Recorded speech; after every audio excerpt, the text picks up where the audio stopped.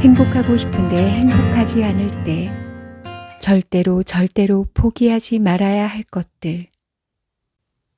1. 사는 동안 나도 모르게 포기하게 되는 것들. 자기의 인생은 스스로 책임을 가지고 끌고 나가야 한다. 상대방은 나와의 아름다운 추억을 함께 나누지만 결코 내 인생까지 책임져 주지는 않는다. 지금 내가 잃고 있는 것은 무엇인가? 사랑은 중요하다. 하지만 사랑만 보고 살기에는 인생은 길다. 혼자 있을 때 쓸쓸해서 외로움 때문에 만나는 연애는 진짜 사랑이 아니다. 진짜 사랑하는 관계라면 상대가 본인 때문에 목표나 꿈을 저버리게 하지 않는다. 상대방과의 감정을 공유하되 내 인생이 유지되는 관계. 그게 바로 서로에게 도움이 되는 관계가 아닐까? 본인의 인생은 스스로 책임감을 가지고 끌고 나가야 한다. 상대방은 나와의 아름다운 추억을 함께 나누지만 결코 내 인생까지 책임져 주지는 않는다. 연애 감정에 빠져서 시간만 보낸다면 나이 먹은 뒤에 뒤처졌다는 기분의 비참함은 반드시 찾아온다. 내가 지켜야 될, 지금 당장에는 포기하고 있거나 남들보다 갖지 못하고 있는 기회, 목표, 시간, 나 자신은 내 옆에 없을수록 비참해진다. 지금 내 인생은 제쳐두고 한 사람에게만 푹 빠져 있다면 반드시 평생의 비참함을 감수할 수 있는지 깊이 생각해 봤으면 한다. 2. 기분이 퇴도가 되지 않는 사람. 우리는 때때로 분노와 화와 같은 감정이 마음속에 들끓는 것을 느낀다. 이 분노나 화의 감정이 자주 밖으로 표출된다면 자신은 물론 상대방에게까지 깊은 상처를 남길 수 있다. 이러한 행동이 문제가 된다는 건 알고 있지만 쉽사리 자제되지 않아 반복하고 있는 사람이 무척 많을 것이다.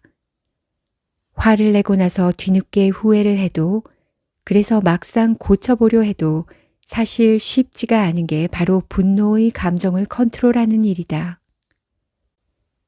얼마 전 어떤 이와 대화를 하다가 분노라는 감정을 다시 한번 생각하게 된 일이 있었다.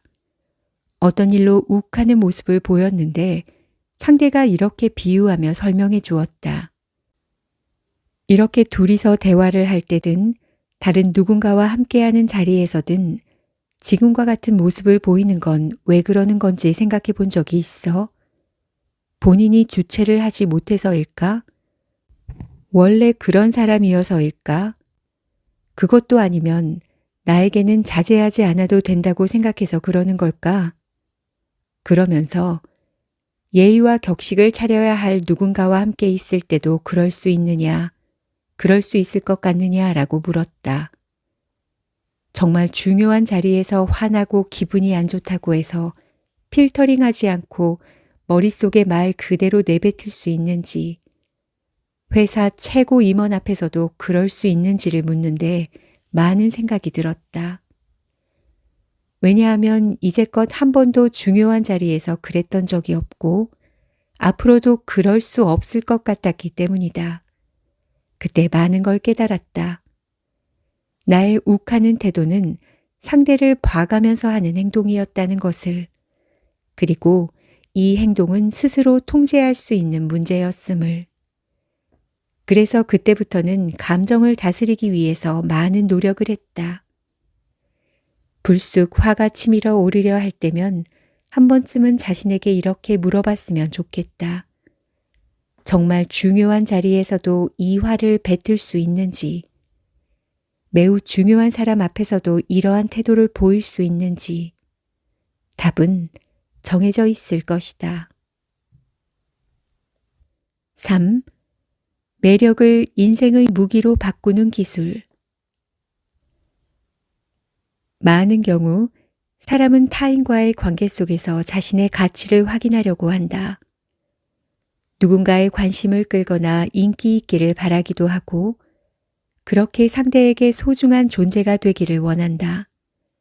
이런 호감을 끌어내는 가장 큰 요소가 바로 매력이다. 멋지고 아름다운 외모의 사람은 자연스레 첫인상에서 더 많은 가산점을 받는다.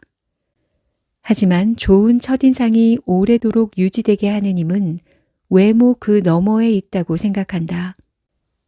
만나면 만날수록 호감을 끌고 길게 말하지 않아도 자연스레 그의 말에 동의하게 만들며 함께 있으면 행복하게 만드는 힘이야말로 진정한 매력이 아닐까? 인간을 좋은 사람과 나쁜 사람으로 나누는 것은 무의미하다. 인간은 매력이 있는 사람과 없는 사람 둘로 나눌 뿐이다. 그렇다면 사람들은 어떤 사람에게 매력을 느낄까? 매력의 세 가지 조건은 다음과 같다. 매력의 조건 첫 번째, 유사성과 근접성. 누구든지 나와 비슷한 점이 있거나 물리적으로 가까운 거리의 사람들에게 한층 친밀감을 느끼며 매력적이라고 여길 가능성이 높다. 매력의 조건 두 번째, 성실성과 유능성. 굳이 설명하지 않더라도 본업을 잘 해내는 사람이 얼마나 매력적인지 공감할 것이다. 자신의 분야에서 성실한 태도를 견지하며 유능하기까지 한 사람은 자연스레 빛이 난다. 지금의 능력을 갖추고 어느 정도 자리에 올라서기까지 얼마나 많은 난관과 문제를 극복했는지를 자신의 존재만으로 입증하고 있기 때문이다. 성실 하나로 살아가는 사람이 남에게 감동을 주지 못했다는 예는 지금까지 한 번도 본 적이 없다. 라는 맹자의 말처럼 성실성은 그 어떤 냉혈한 내 마음도 움직인다. 매력의 조건 세 번째, 매너와 상호성. 아무리 비슷한 점이 많고 물리적으로 가깝다 해도 또한 성실하고 유능한 사람이라 해도 그가 보이는 태도에 따라서 매력도는 곤두박질 칠 수도 있다.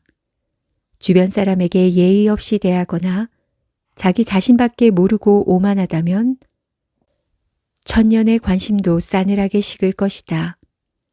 또한 대화가 통하고 상대의 이야기에 기꺼이 귀를 기울이며 여러 주제의 소통이 가능해서 마음을 주고받을 수 있는 사람, 즉 상호성이 높은 사람이어야 오랫동안 매력을 느끼며 관계를 이어갈 수 있다.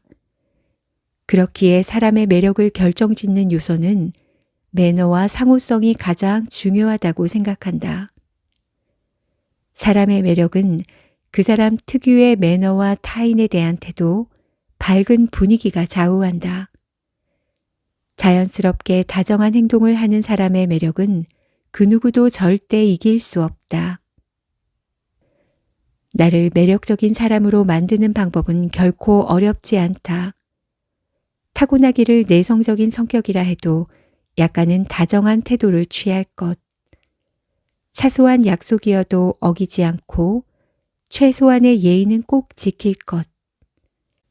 인생을 살다 보면 내가 얻게 되는 이익은 내가 사람을 대하는 태도나 행동에 따라 갈리는 경우가 굉장히 많다.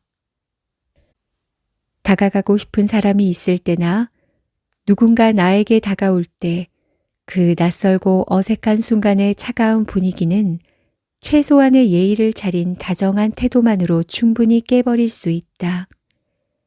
그렇게 관계의 문을 연 뒤에는 내가 노력하는 만큼 좋은 사람을 만날 기회가 무궁무진하게 늘어날 것이다. 오늘 나를 더 잘되게 하는 단 한 가지 태도. 더 높이 올라가기 위해 노력하는 것도 좋지만 그러다 지치지 않도록 유지만 하겠다고 생각했으면 좋겠다. 지금 자리에서 떨어지지 않도록. 그렇게 살다 보면 언젠가는 껑충 뛰어올라서 내가 언제 여기까지 올라왔지 하고 생각하는 순간이 분명 올 것이다. 자수성가로 성공한 사람들은 기회의 중요성을 아는 사람들이다. 처음부터 남보다 앞선 출발선상에 있었던 게 아니라 보통 수준의 기회와 가능성을 손에 쥐고 시작한 이들이기에 인생의 기회가 두 번 다시 혹은 어쩌면 평생 동안 안 올 수도 있다는 걸 이미 깨닫고 있는 사람들이다.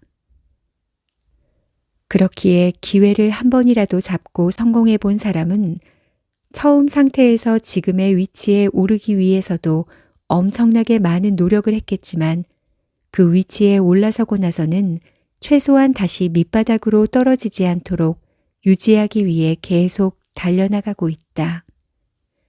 끝까지 자신의 페이스를 잃지 않으려고 애쓰면서 더 높이 올라가기 위해 노력하는 것도 좋지만 그러다 지칠 수도 있으니까 유지만 하겠다고 생각했으면 좋겠다. 떨어지지 않도록 그렇게 살다 보면 언젠가는 껑충 뛰어올라서 스스로 생각하기에도 내가 언제 여기까지 왔지 하고 생각하는 순간이 올 것이다. 당신도 나도 꼭 그렇게 됐으면 좋겠다.